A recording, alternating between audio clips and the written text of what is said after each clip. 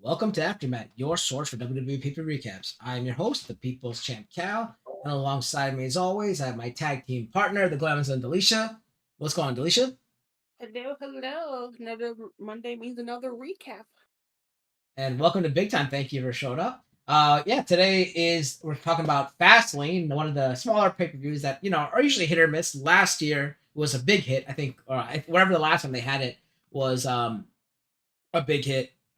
I really enjoyed it. I think I even give it an A, which I really expected to give. But this pay per view, for my sake, I was talking to Lisa, like, I have no interest in this pay per view. Another match in the card jump out to me. But did it live up to what I thought it would be, or was it better? Was it worse? I don't know. We'll talk about it when we get to the end. But Alicia, what do you think about it going into the card?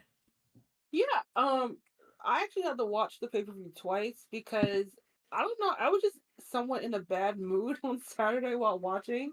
And so I was like, I need to watch again just to make sure I'm giving a fair review and not just going based off how I'm feeling in the moment.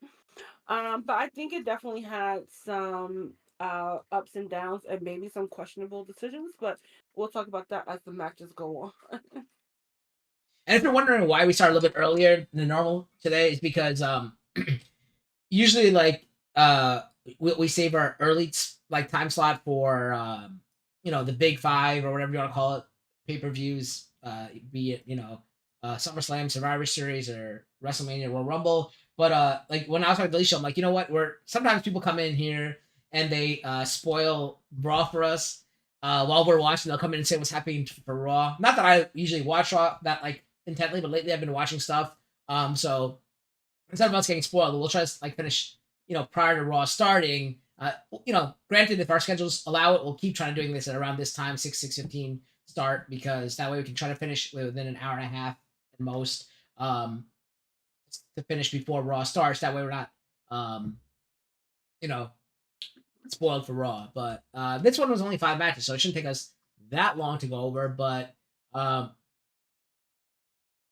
Rhea was there. Big time. Rhea was at the pay per view.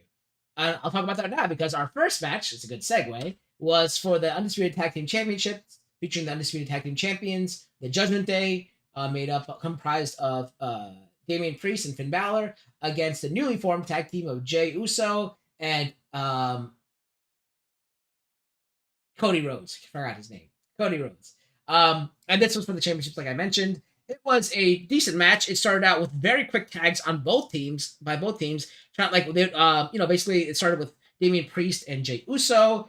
Once one team got the advantage, they started making quick tags back and forth to keep their men fresh and the other man down. But then there's one spurt that Jey Uso would have, and he'd get a tag into Cody Rhodes. And then when Cody Rhodes was fresh, that tag team of Cody Rhodes and Jey Uso would make quick tags to beat down whoever was in the ring. And that time I think it was Damian Priest, and they worked on his left knee, which would come into play later on in the match. And it was just a lot of quick tags, and really no team had the advantage for the majority of the match. At one point, Judgment Day did use some conniving tactics and had the upper hand for most of the part, but it was a pretty even match throughout through its entirety, and it was very clean, like a clean match. No interferences for the majority of the match. We'll get to when the interferences come in, but there was a lot of close calls, a lot of suicide dives to the outside, moves from the top as well. So there was a lot of highlight moments, a bunch of Uso splashes, Cody Rhodes hitting the disaster kick, hitting a Cody cutter earlier on. There was a lot of cool moments, just everyone having their signature spots here and there, and just back and forth.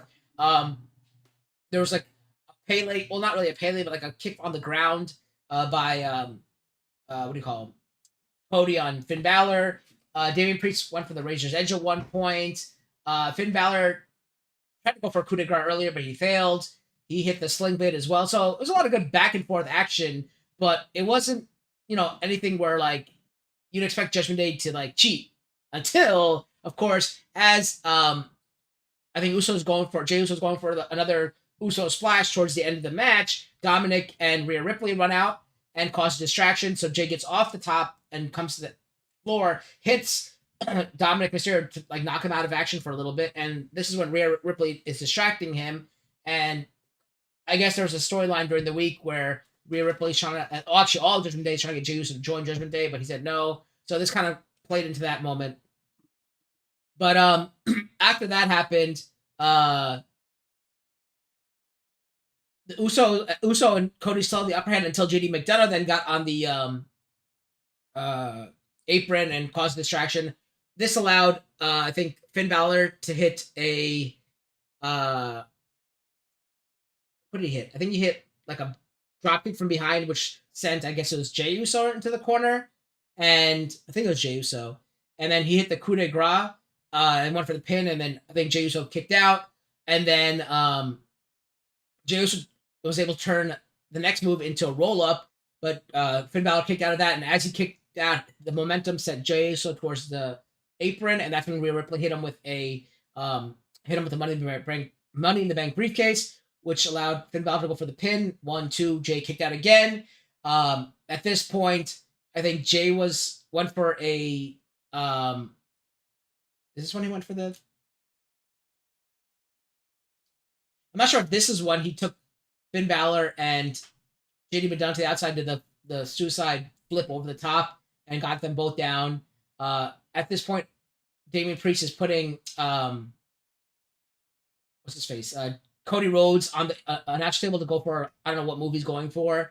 As he's about to lift them up, JD McDonough comes and tries to hit Cody with the briefcase, but Cody moves out of the way and hits Damian Priest in the bad knee that was worked on earlier, which causes Damian Priest to go down. Cody gets back up.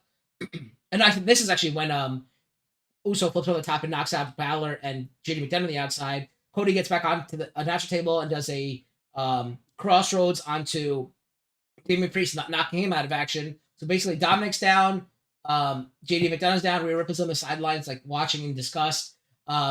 Jey gets back into the ring. They throw Finn Balor back into the ring. Cody gets back into the ring. Jey Uso hits a super kick, and then they tags Cody. Cody comes to the ring.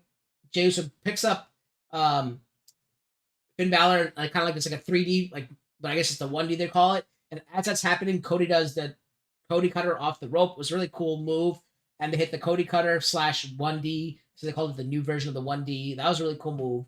And then Cody hit the what's it called? It's not Natural Disaster. I just forgot the name of it.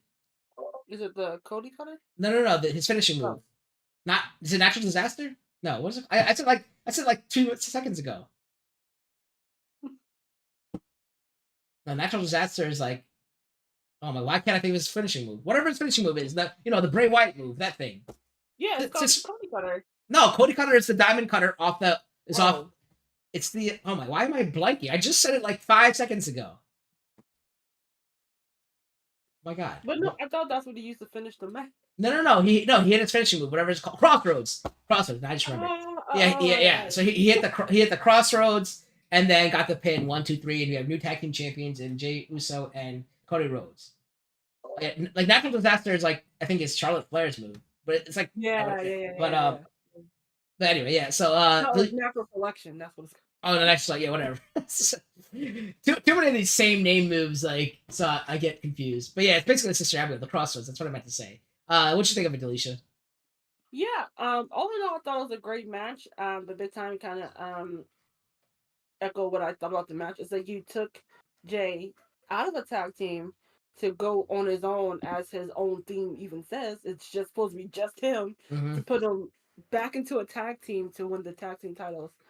I was talking to another friend. I was like, "This is just like what they did with the Iconics." Yep. But I'm just hoping they don't keep these belts for long, and then Jay can legit be on his own, because he is. I thought he was doing a really good job of like staying, of trying to be like a single talent, since he's always been, associated with his brother. And then, but I honestly, I think this might just be something for Cody to do until Mania season. Mm-hmm. So, at the detriment of Jay, this is just something for Cody to do. I guess it's also something for Jay to do as well. But yeah, like I said, I like the match. I just didn't. It's just that them being the tag team champions, I'm like, okay, I was kind of enjoying Judgment Day having everything, Right. honestly. But I'm not a writer. I don't write these things, and I mean, as they've been teasing for a while now, is a Judgment Day breakup. Although, again, I think that's also too soon, because they just started gaining momentum. We just went through this with the Bloodline. Now we're gonna get like a Civil War type of thing, type with Judgment Day, and just like, all right, but I'm willing to write it out. I try my best not to judge too harshly until the final product, or I guess nothing's really final in wrestling, is it?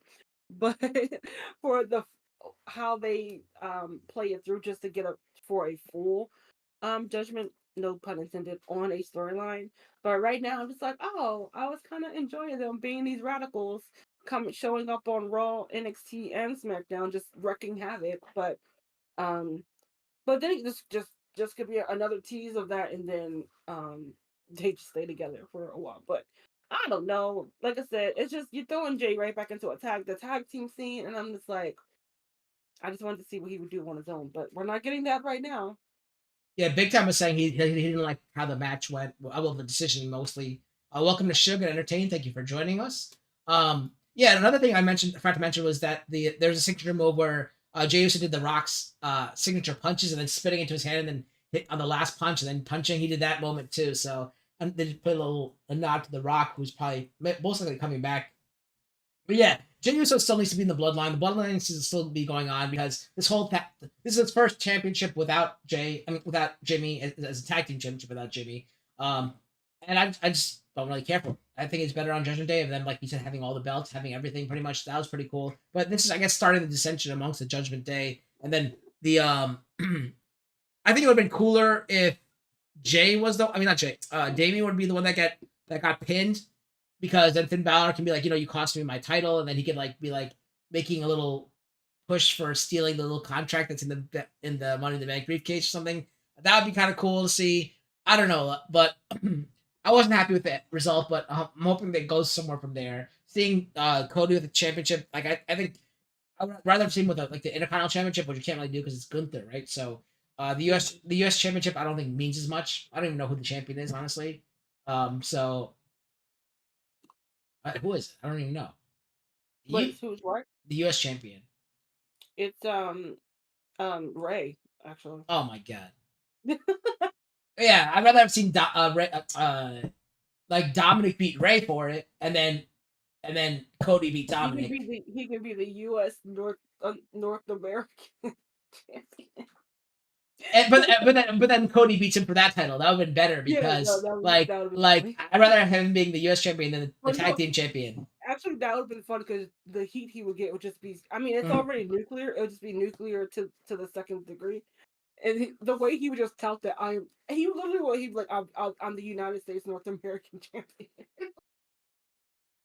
Yeah, see, Big Time saying he doesn't want to have them separate either. If that's what I'm taking from that. Welcome, Will, as well.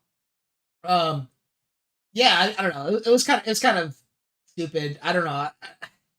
Like I said, I wasn't looking forward to any of these matches here because I didn't like any of the storylines. Not that I watched the Raw and SmackDown, like I watch them in fast forward, as everyone knows, but like I do get what's going on, and I just don't see why these two were fighting each other and what happened. Like it's just stupid. But anyway, that brings us to our next match of the evening, which was a grudge match, I guess you can call it, featuring LWO, which is represented by Rey Mysterio, Santos Escobar, and the other two members of LWO whose names I do not know. Were injured, so apparently they were taken out on SmackDown. So they had a mystery tag team partner, which we didn't know who it would be. I mean, most of us probably knew who it was going to be, but we as the collective audience did not know who it was going to be. Ray made a call. The person didn't answer the call or text, whatever it was. The only person that matters in this match is Zelina Vega. Anyway, they are fighting the what's called Hurt Business 2.0, featuring Bobby Lashley and the Street Profits, Montez Ford and D'Angelo Hawkins, Ryder. I don't know. It's Yeah, just Angelo. Angela Hawkins. Yes, yes. Wait, why did I say Wilson? Why did I say Wilson? I'm leaving. All right. Anyway, all right. Go ahead, Alicia. I must have said something. I don't even realize what I said. Oh. Big time to get out, Will. Okay. Yeah, so like Cal said, it was just supposed to be it started off as a 3-on-2 handicap match as I guess their partner wasn't ready. I don't know. But of course that's gonna give Profits and Lashley the advantage. They're just gonna do whatever they can to make sure that the Ray and Santos cannot get the tag to each other. And then they really isolated Mysterio from Santos by either kicking him off the ring apron or just making it very hard for Ray to get the tag. It even got so bad that even Zelina got herself involved with a I can't remember if it was a meteor or a hurricane onto Lash. Meteora. Yeah. Oh no, onto Montez, which I didn't realize at the time. If the ref clearly saw that, and this is not a triple threat match, so there is DQ. So she should have gotten disqualified. But it's wrestling. Who cares? But it was nice to see her like get involved, kind of like she used to when she was like a heel. That was fun. I just enjoyed that part. And then again, Ray was trying to make a tag to Escobar, and I think it was either Tez or Lashley came, knocked them off, knocked them out for a little bit, and then so Ray was on his own.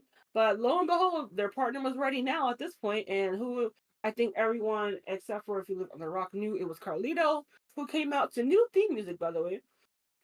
Although I couldn't recall if he had that at Backlash or not, but it's new now. To come in for the save, and not too long after the match, he would hit Montez. I think it was Montez with a backstabber to get the pin. It was an okay match, but I think because we all knew what was going to happen, I don't know why they just didn't make Carlito come out when the match began. I don't think that was ever explained, like why their partner wasn't here. I don't remember if there was like a backstage segment where if Ray was like he didn't get back to me or something like that. He did. There was saying Oh, that he didn't get back to me. okay. But also I'm not. I mean, I get it because it's a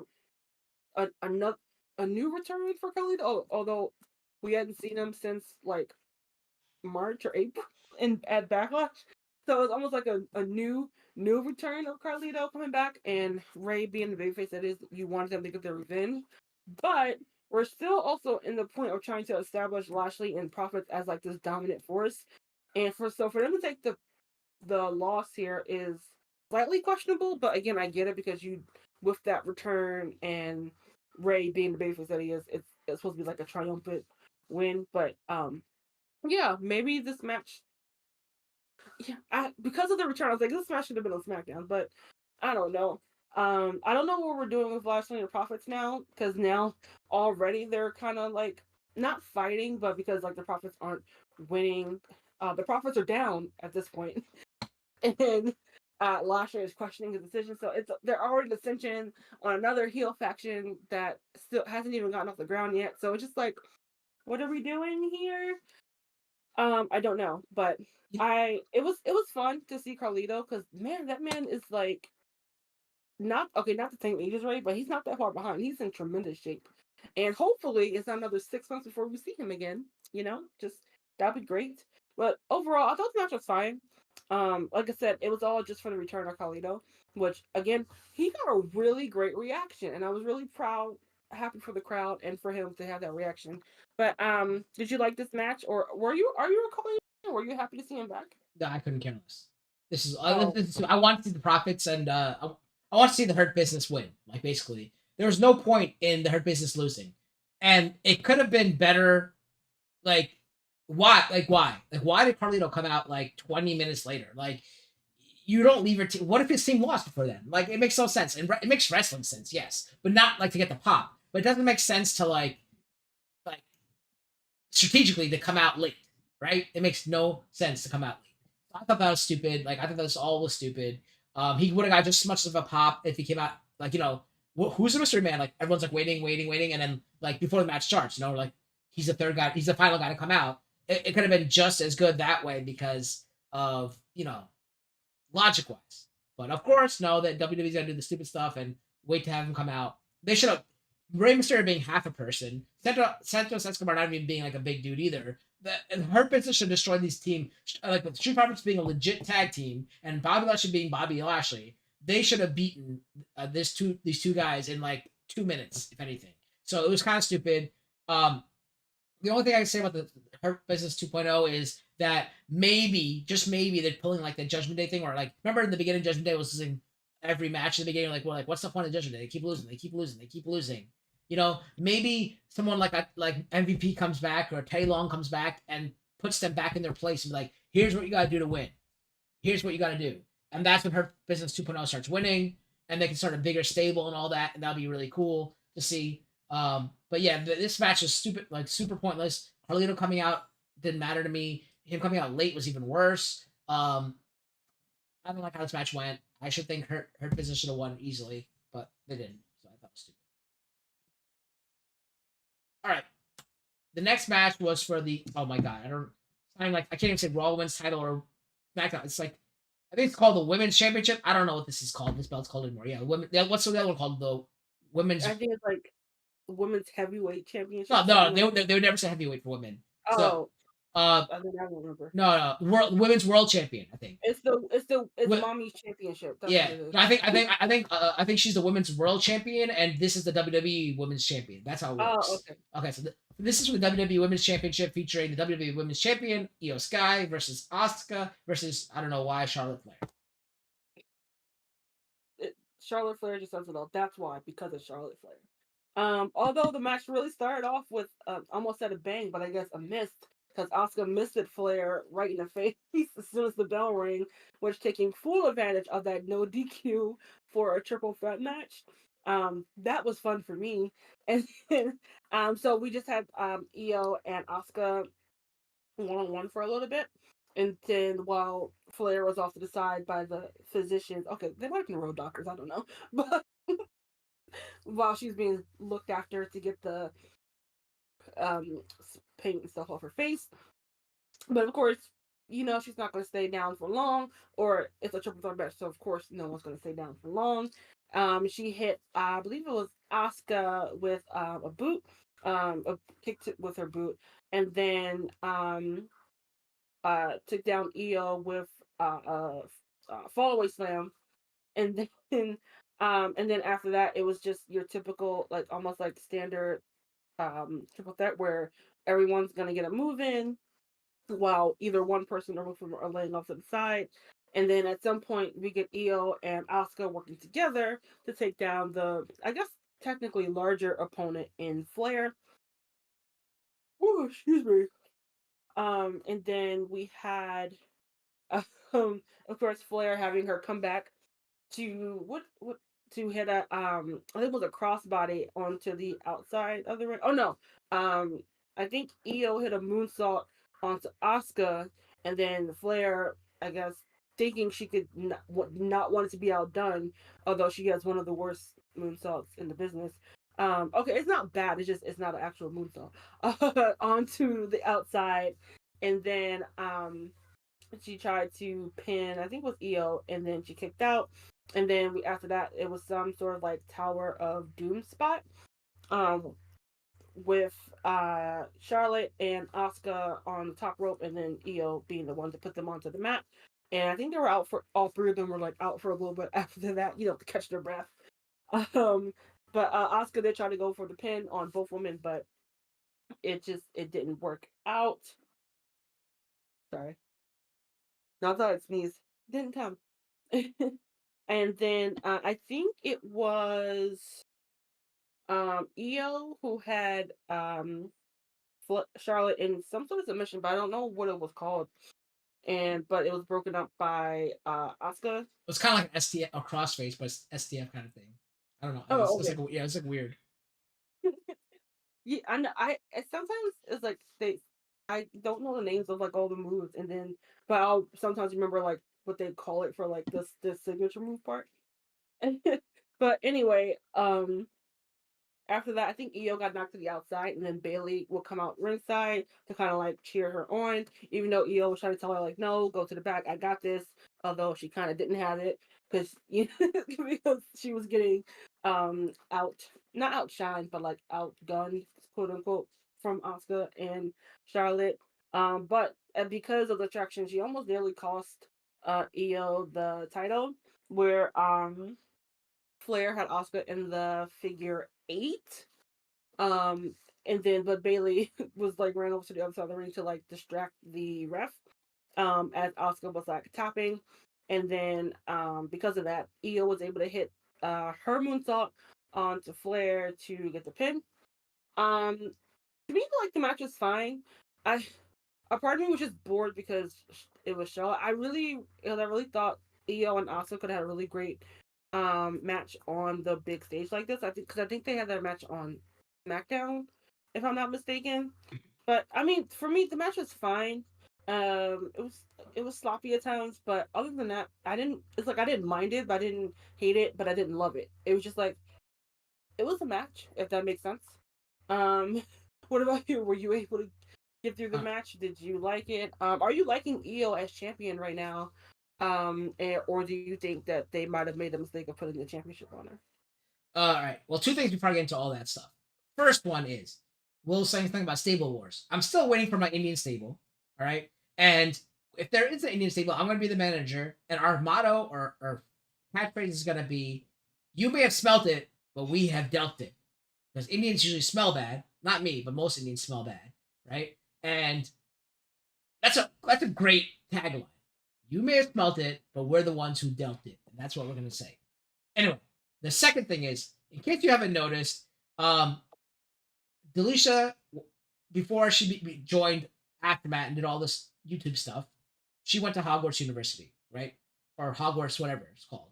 I don't think it's a university. Hogwarts. And she, in Transfiguration class, she learned how to turn things into animals. So she has changed her daughter Rose into a puppy, as you see on screen right now. Either that or Rose is an animagus. So it's one of those two. So just so you know, that is her daughter right there in her arms. Mm-hmm. For all you muggles out Okay. there. All right, back to the match. Yeah, why I saw it in the match, I did not need her in the match. Garbage, garbage, garbage. Io and Asuka would have had a better match on their own because the chemistry that they already probably have. I'd rather have seen that. Charles just throws more a wrench into the mix. I hate how they have more people in the match. That I hate these rules when it's triple threat. Why are you not cheating the entire time? You have damage control. Just come out and fight the entire time alongside your tag team partner. I know she said, I want to do it alone. Who cares? Help your person win if that what happens. I have something to say about the rules coming in the main event too. Also, I have something else to say about that. But I hate when this happens. Like, just cheat to win. You're the heel, right? Just do whatever you have to do to win. Like, it's so stupid. I'd rather have seen Io versus Asuka. I like Io as champion only because I like her as part of damage control. I love seeing Dakota Sky come out. I could care less about Bailey, but I love seeing Dakota Sky there. Or Dakota Kai, sorry. Dakota Kai there. Sky and Kai would be cool together. Like, it's remember the old nobody cares about credible champions. There are no more credible champions anymore, except for Roman Reigns, who's been champion for 17 years now. That's the only credible champion in WWE right now. And Gunther, because he's been champion for like 15 years. So those are the only two credible champions. But if you remember Kai and Tai from back in the day, they should have Kai and Sky, whereas Dakota Kai and Io Sky as a tag team. That would be really cool. And then they fight Kai and Tai because they have men fighting women nowadays. That would be awesome. So Kai and Tai versus Kai and Sky, but that's a whole other story. Do I like Io Sky as champion? I don't care. I'd rather have seen actually Bianca. She beat Bianca. I've seen Bianca as champion too much. But that's cool. Yeah, Io Sky's good as champion, I guess, for now. I'd rather see Dakota Kai as champion, but whatever. I'm not gonna get that. I'd rather have seen. I'd rather have seen Dakota Kai. I'm sorry, Io Sky and Asuka fight 1-on-1. That would have been a better match. And I want to see my girl Kairi Sane come back because I love her. She's a little cutie. I want to see her come back and fight Io Sky. So all these Japanese people can fight each other, and then whatever happens, happens. That'll be cool. If they're all Japanese, I don't know. I just might have made that up. But, whatever. But yeah, the match was all right. We saw that spot already with the what do you call it, the figure eight into the splash. or whatever, the moonsault, whatever it is. We've seen that already, so it wasn't that big of a deal. Um, it was alright, man. I'd rather just seen the 1-on-1, but whatever. What can you do? Anything? Anything? No. All right. Next match was a, I don't know why this match happened, but it was John Cena and LA Knight versus Solo Sikoa and Jimmy Uso. Yeah, I can't remember the specifics. I just know that Jimmy attacked Cena a couple weeks ago to get him back for that the wrong Uso quit line or something like that. And then Solo and then Uso and Jimmy attacked him another time, and because apparently there was a hit up put on him by Roman, and that's why. So Cena has feud with the Bloodline again. Um, and his original partner was AJ Styles, but he got taken out, and then LA Knight came in to save the day. I guess because him and John Cena are friends now. That's the reason why for now. But immediately we had Cena and Jimmy starting the match. Before he demanded that he get Solo. Um, there's this thing. Sorry. And then actually Solo kind of got over on Cena for most of that part of that interaction. Before tagging Jimmy back in. Almost keep wanting to say Jay. Oh dear. And then he was in they were pretty much working Cena over for a good portion of that beginning of the match. And then LA Knight would get in to get, I guess you could consider it a hot tag. Because Cena started to, Cena power up a little bit and able to kick out of the pinning attempt from Solo. Before he was able to hit Jimmy with a attitude adjustment. But then Solo would then kick Knight off the apron before he could make the tag, and then he would counter. Cena would counter Solo, who was trying to get on the top rope by getting his putting his feet up for kind of a low blow, but I guess the ref didn't see that one either, apparently. And then this is when LA Knight finally got back up to get the tag and to go after Jimmy, and then he hit Solo with a DDT. And then he would avoid a Uso splash. I guess that's just what we call it, right? The Uso splash. And then was able to hit a power slam, and then to do like almost his patented macho like elbow drop. Um, and then Cena would hit Solo. I don't know why I'm getting caught up with these names. I guess because they're mainly two syllable. I don't know.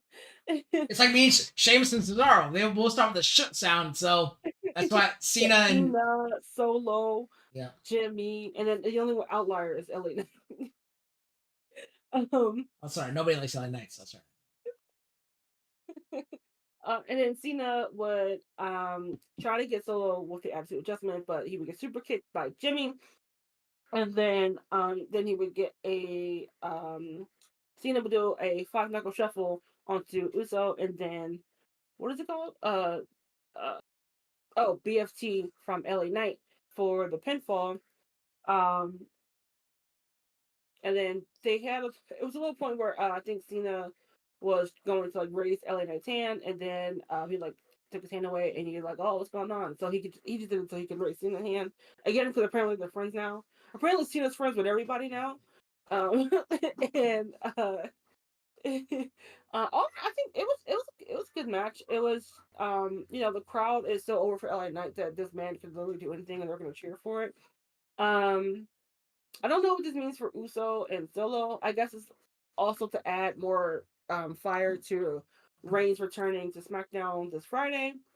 I don't know. Oh, and I was making a joke about Cena because he's supposed to be on NXT tomorrow. In Carmelo Hayes' corner for his match.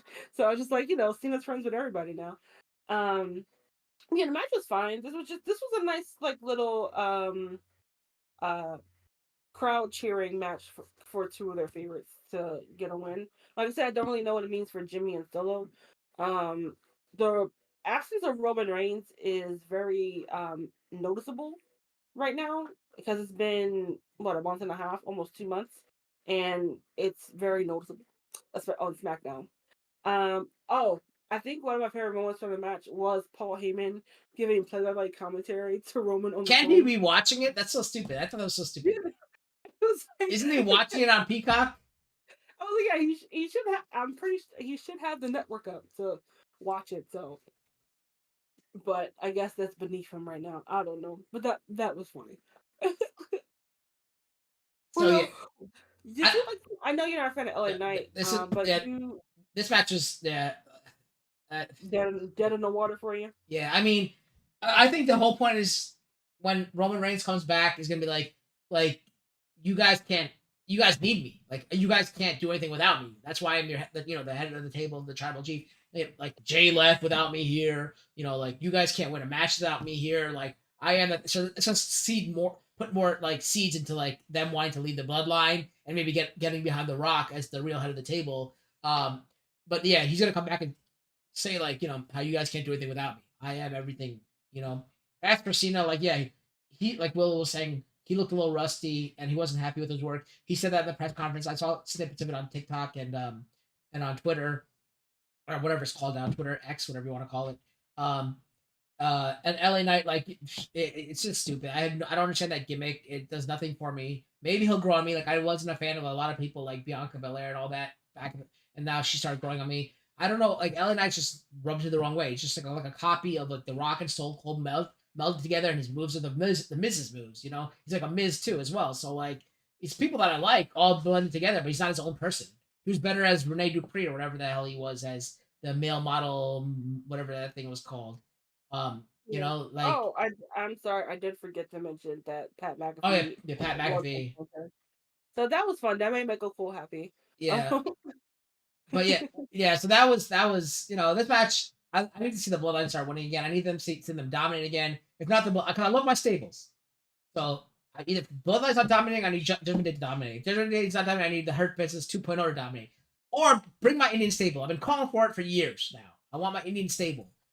So whatever we can get a stable to dominate or damage control, whatever it is, like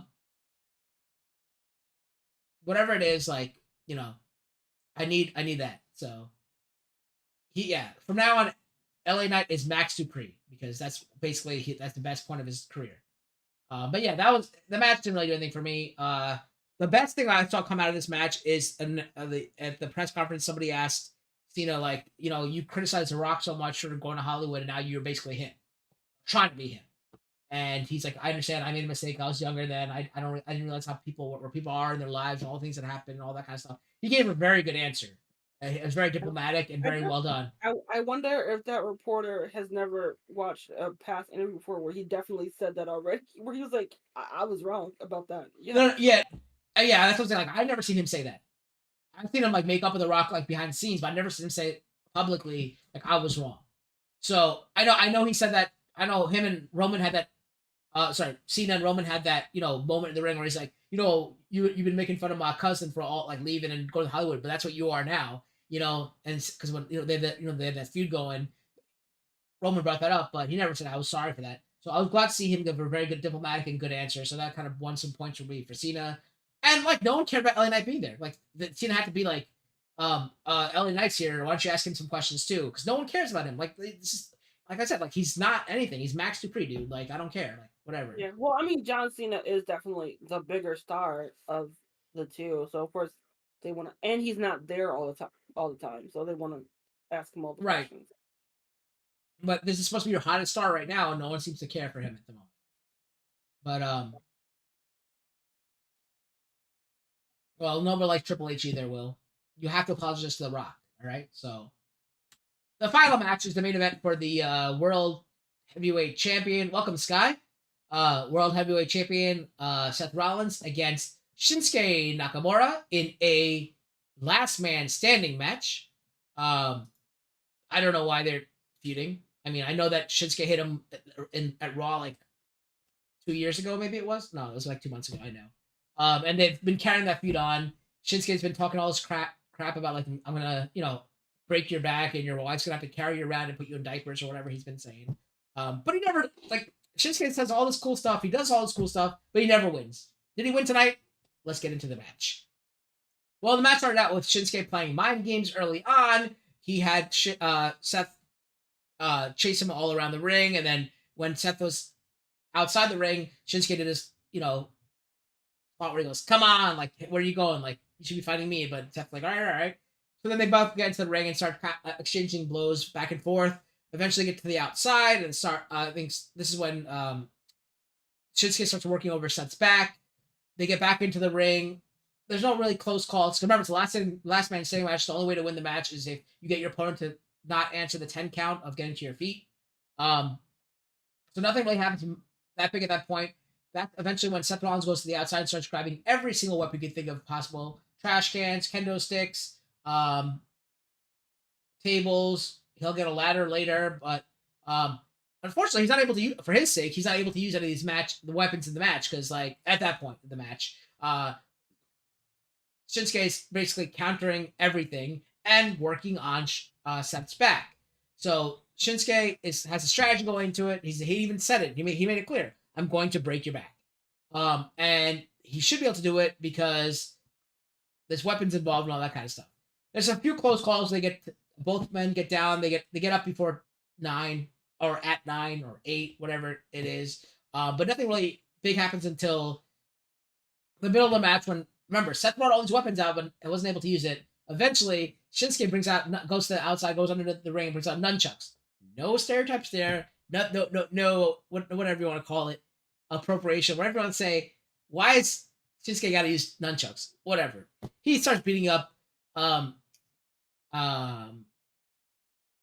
with nunchucks, which makes no sense because what I've learned is, well, actually, no, that makes sense. Never mind. Anyway, I was thinking of a video I watched about nunchucks, but it's all right. It doesn't really apply here. Anyway, so, he starts beating up Seth with the nunchucks, and then they fight to the outside and go towards the crowd. Shinsuke, I don't know if he back body drops or kicks or whatever he does. He hits Seth off they will go up the ramp, not the ramp, the stairs, and Seth falls off and lands on breaks his back and lands on the floor, but he actually lands on if you look at a fan's view from the outside, he lands on a mattress, but yeah, a padding, but yeah, he was supposed to be, as JR would say, he's like, good God, he broke him in half, but obviously he didn't break him in half. Seth was able to answer the call and get back up. They get back towards the ringside. Shinsuke starts hitting Seth Rollins in the back with a chair. Why you hit him with the back with a chair? I know you're trying to break his back, but hit him in the head and knock him out. Like, this is what I'm saying about matches that have no rules in them. Why are you hitting, why are you even, doing legal stuff? There's no rules.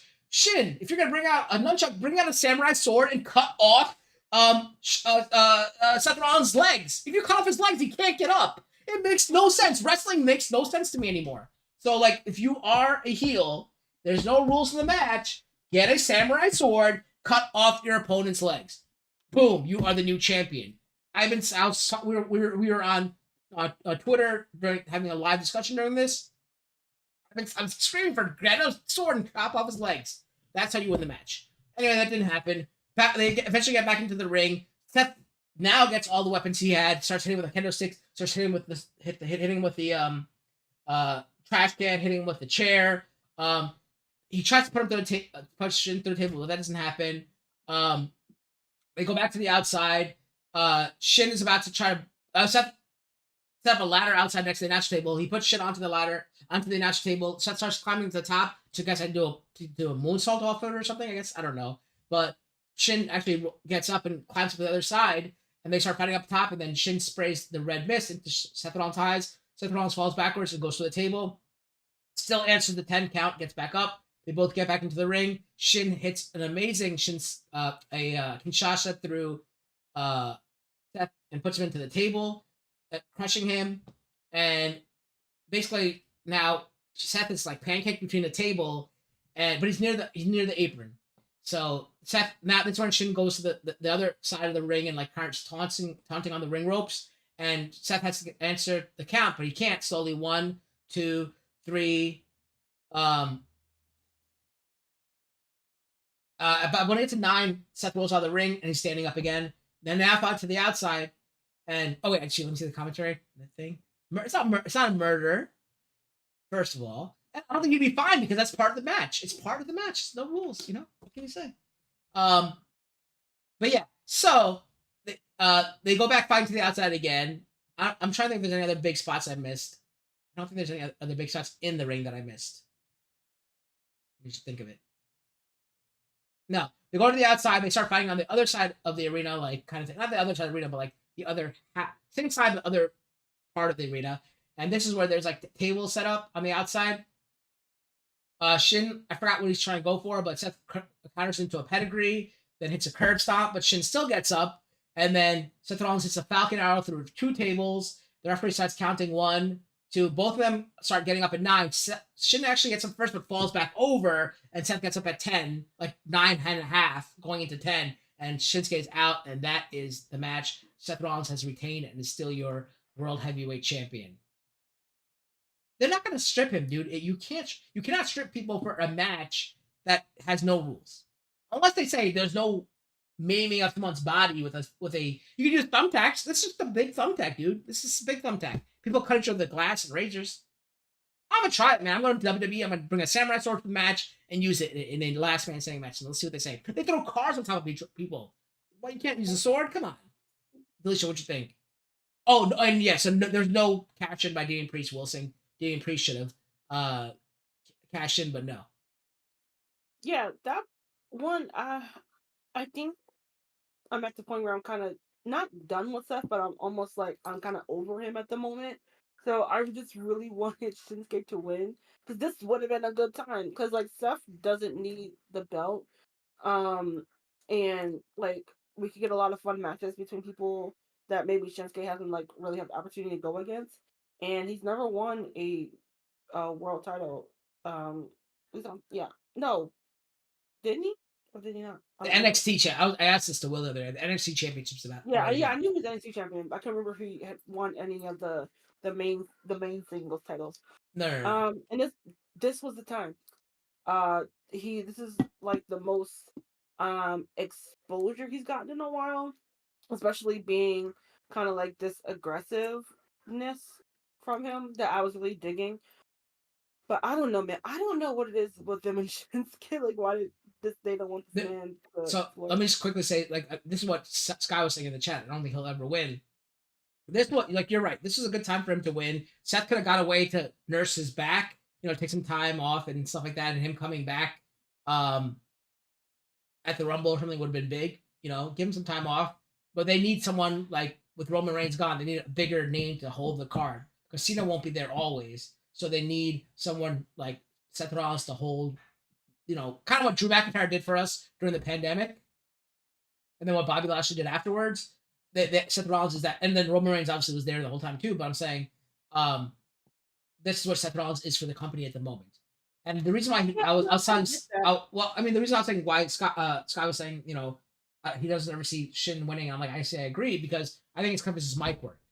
His mic work, I don't think what you got to hold that crowd. People used to sing Shinsuke's song when he came out too, right? I like how they sing Seth Mhm. Rollins' song. I mean, some people still do sing Shinsuke's song, but he doesn't have the mic work and all that. Like he has the charisma, he has everything. His mic work is not as good as like if you can speak in Japanese during the whole thing, like Asuka used to do it during her thing. That was great, and everyone's like, what? But like, you need a marquee person to hold your company while your big man is gone. So that's the only reason why his mic work doesn't cut to par, and that's why he can't hold Seth Rollins things. Sorry, go ahead. Yeah. No, it's like on a business level, I get it, but it's like as an entertainment level, I'm just like, all right, well, whatever, man. um, yeah. But then it's almost like what is there left for Steph to do? Honestly, like, I guess like because I was talking with Joe, I was like, well, who else is there for him? Because you have two marquee live events coming up with the premium live event that shall not be named and then Survivor Series, and it's like the only person I could think of was Drew. Mm-hmm. As far as like built a ready, I mean a built-in feud that they could do without calling up someone from NXT or at least cross branding with NXT because I guess they don't necessarily have to call them up right now. It could be a mini feud, I guess. Anyway, because Seth always like calls himself like the working man champ, the working champion, whatever. I don't know. I was just like, I'm kind of over stuff right now. I'm getting Same, no, I'm not same. over. I'm getting bored. Yeah, me too. 'Cause it's the same shtick over and over again. Um, and yeah, or it just could be because we haven't really gotten anything fresh, a fresh feud Right. from him in a while. Maybe that's really what it is. Which is why I said the only way they could do that is by crossover over someone from NXT. Yeah, Yeah, because when he went down to face Braun Breaker, that was a really good match. I didn't even know And that something we happens. had, yeah, I know it was on NXT. That's why you didn't know. And this was like 2.5 months ago. And Wait, Seth Rollins went down, or was it Ziggler? no, it was Seth. Oh, Because I think Braun called him out or something like that. oh. Yeah. Well, I can't blame it all on Seth. No, no, or was actually now. Yeah, I'm pretty sure it was. Now you got me questioning myself. Yeah, But go ahead. Seth is entertaining saying he's a better heel. I agree with that too. I can't put it all on Seth. I mean, I feel like we see the same thing from the Bloodline for like the last 2 years, but that's still engaging. Every feud that he's had has been engaging. For Seth Rollins, I don't feel the same way. And for every feud he's having, I feel bored. Like so I can't put it all on Seth Rollins. I think it's also the writing as well. But um, I don't know. Like I just don't care. Like I'd rather have seen Seth lose and go away and come back to a big pop. And have Nakamura face a returning Randy Orton or something. Yeah. Oh yeah, and he did face Braun Breaker. I think it was a non-title match, but it was but yeah, it was back in June. Okay. I mean, yeah. I mean, I wouldn't even know. It's just Seth Rollins versus Becky Lynch. Sky saying that'd be good. That would be fun. I Uh mean, everybody's gonna be on NXT tomorrow, so you might as well watch it then. oh yeah, right. I mean, I don't think it's anyone I like. Is gonna be honest though, is there? Asuka, Cody, Cena, and maybe the Undertaker. So no one I really care for. Yeah, yeah, Like where are my people at? What's going on? they're busy. I don't get it. Like Ziggler, why can't Ziggler be there? I He don't. got let go. I know, but he shouldn't have been. I'm trying to think of who else I care for at the moment. I mean, I like Undertaker, but not like when I was 10 years old. I like Undertaker. Like like it hasn't been since then. Maybe I Yeah, don't know. I just Undertaker and NXT just don't belong in the same sentence. So it's just well, nothing's been confirmed. It was just the gong from his entrance Right. music at the end of an NXT promo, which pretty much says he's gonna be Well, there. everyone says he's gonna bring back Von Wagner because Von Wagner got killed by Braun Breaker, so he's gonna bring him back as like the new Kane figure. That's what people are saying. But I hope not. No, Brit, I jokingly said I want him on commentary just so we can say so we can show you that he doesn't watch anything and doesn't know who any of these people are. I think like I stopped watching NXT once Toxic Attraction was gone and Undisputed Era was gone. Um, I mean, I mean, if you just like really good wrestling, they really good. I mean, now that Vince isn't like fully controlling yeah, NXT, like when they try to make it 2.0 with all the rainbow colors and stuff, um, it's getting back to its like black and gold. yeah, without being black and gold, but Well, I don't watch um, I don't watch wrestling for the wrestling. I watch it for the hot yeah, girls and the good storylines.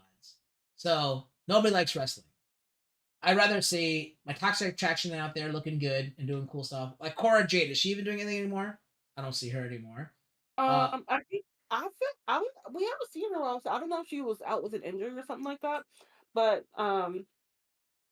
yeah. I do. You know who I did like watching? I saw recently Dragon Lee. That guy was pretty cool.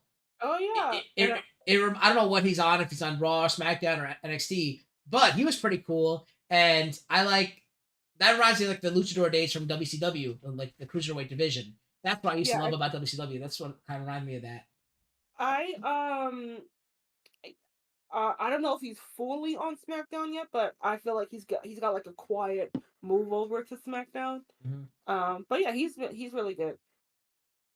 No, I know he's been on SmackDown directly, but I don't know if it's been like official of like an actual SmackDown roster talent. They haven't said anything about that. That's why I said I don't know. That's why I said quietly moved. over to SmackDown because usually they'd be like Dragon Lee's now Yeah, on SmackDown or the newest SmackDown talent or whatever. They've done none of that, so that's why I said a quiet move over. yeah, But I do like the integration of Raw and SmackDown folks going to NXT and yeah. just popping in and out because you literally never know who's gonna show up, and it's helping the ratings, which I think is Right. always great. So Yeah, yeah. Sky was saying, yeah, Will was saying Dragon Lee's on SmackDown. Sky was saying Oh, he nice. like Okay. Sky was saying how he likes what Judgment Day is doing. And yeah, Sky, if you were here earlier, we can go back and watch earlier on today or earlier on this broadcast. I was saying how I love my stables. I need all my stables, and I was doing my pitch for my Indian stable and what our tagline would be. So go ahead and watch that. Go back and watch that so you can see what all my ideas for all my stables are. Yeah. But before we're talking about SmackDown Raw. We're actually talking about the pay per view. Any other thoughts for this match besides you don't care about Seth Rollins? And I just think the match worked its way up and started becoming good later on. But yeah, but other than that, any thoughts? Yeah, I don't. I'm just questioning like where he goes from here. Like I said, this could have been a good launching point, even if it's just for like 2 months or whatever. But also, like I said, we got the premium live event that shall not be named and Survivor Series, so they really kind of want their like big names on those shows. So, like I said, business wise, I get it, but otherwise, I just like I don't see Shinsuke ever getting another push like this. So, I guess it's back to the surf waters for him. Yeah. So I I really want Shinsuke to get do more and Seth Rollins to take a more backseat, but we're not gonna see that. That brings us to our finishers, our low point, our high point, our overall grade. Alicia, what's your low point, your high point, your overall grade? Low point, I think I'm going to give to questionable bookings, like I said, including Jay being put back into the tag team, Damian Priest not cashing in because this was a prime opportunity, and for Charlotte Flair being in the match. High point, I think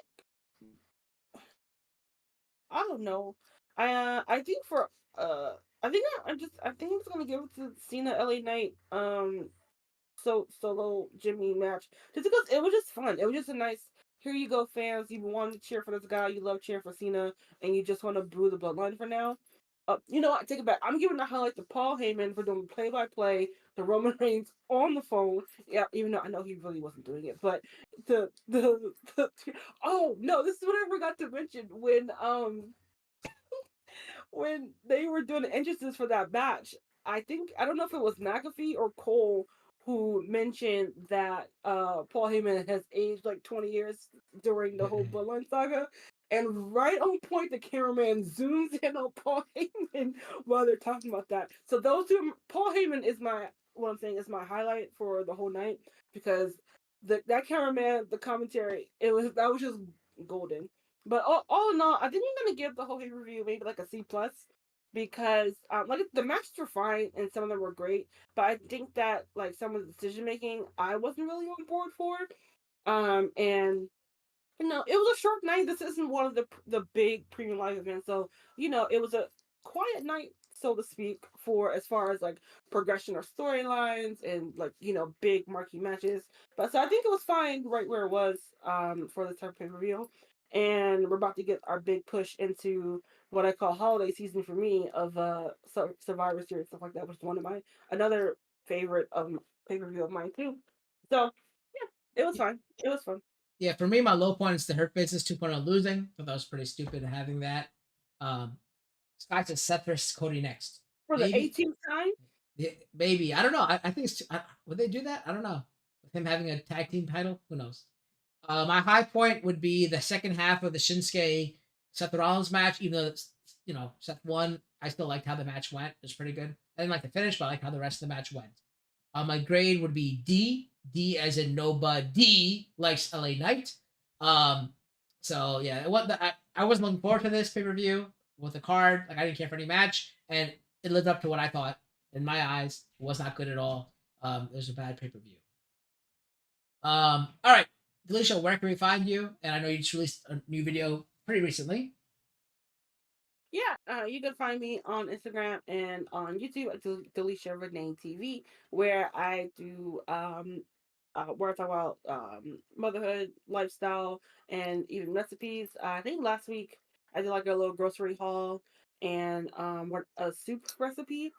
And then tomorrow's video, if YouTube doesn't screw me over with the uploading, is one of my favorite fall soups that I think I've ever made coming up for tomorrow. As we're getting colder, weather over here, I don't know if it's colder wherever you guys are in the chat.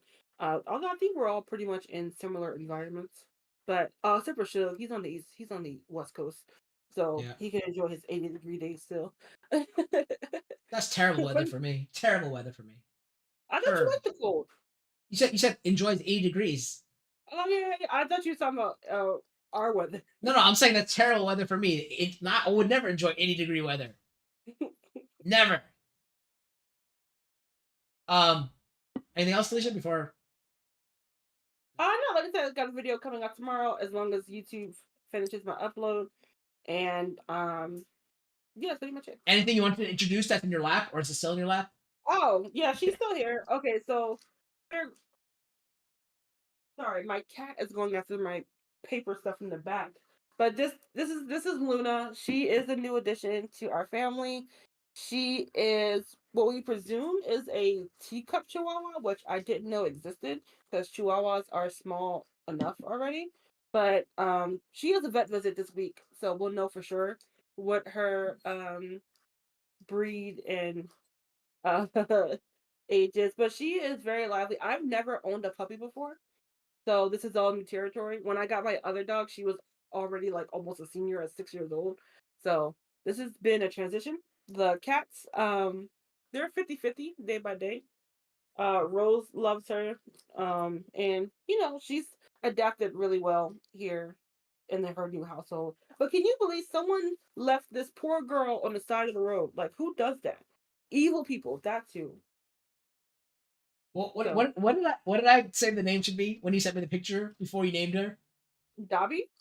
Oh yeah, you said Dobby. I was like, I said Dobby would be good. Yeah, and then I said something else after that.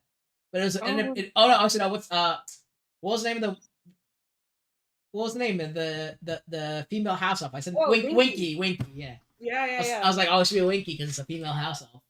Yeah, no, Um, my husband, he wasn't really feeling the house elf name, so we went with Luna. I don't think he knows that's also a Harry Potter character, but it sounds nice. um, Uh, yeah. Before I get to my stuff, I just want to let you know that do have two sponsors in the chat right now. Will, who hasn't really done any streaming lately, is trying to get his streaming to work again, and Suge Knight. I don't know if he's still here, but he was doing a Magic the Gathering tournament on his Twitch channel and YouTube channel. So make sure you check it out because he does a bunch of stuff like Yeah. Magic the Gathering.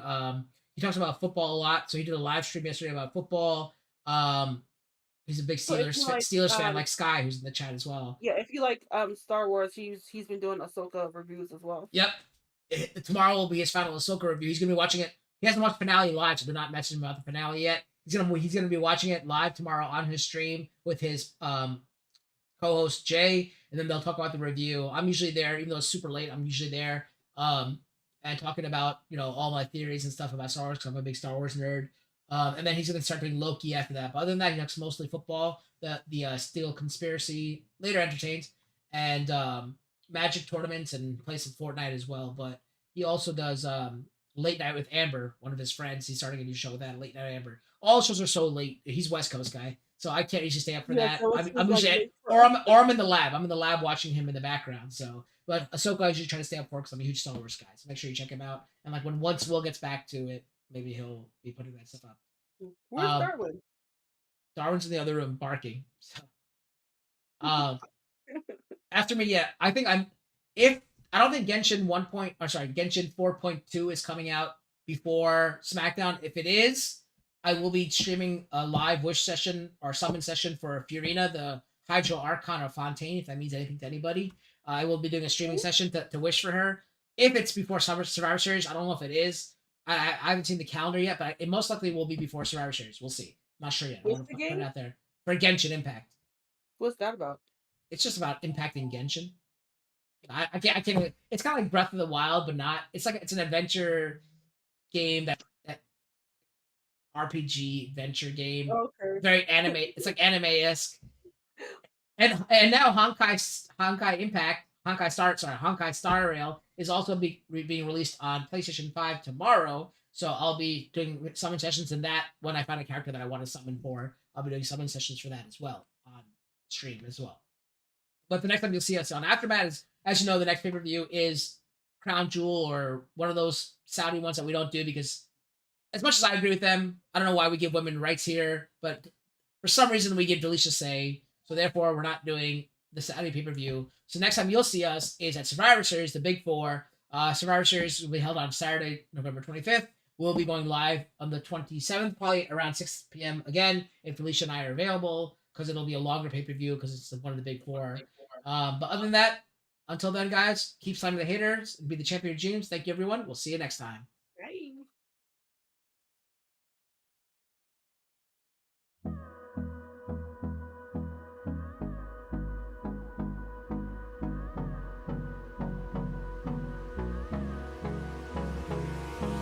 Hold me close till I get up.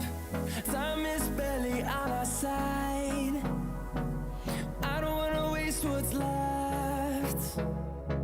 The storms we chase are leading us, and love is all we'll ever trust. Yeah, no, I don't wanna waste what's left. And on we'll go, through the wastelands, through the highways, till my shadow turns to sun rays. And on we'll go, through the wastelands, through the highways, and on we'll go.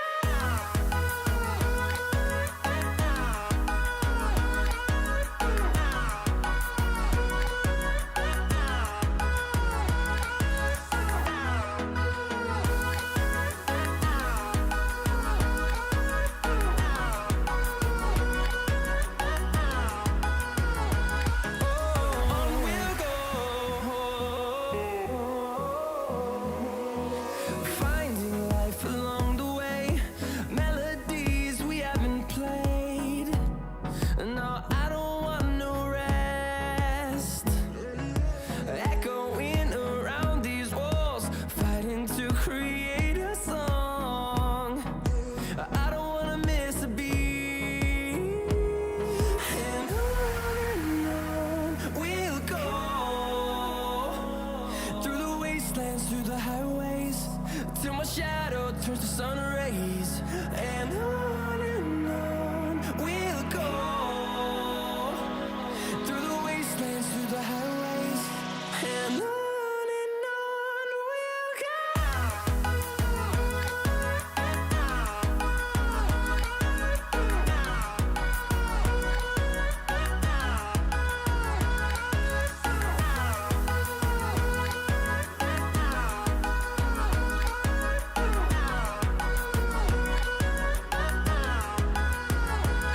and we'll grow in number, fueled by them to see the horizon, turn us to thousands, and we'll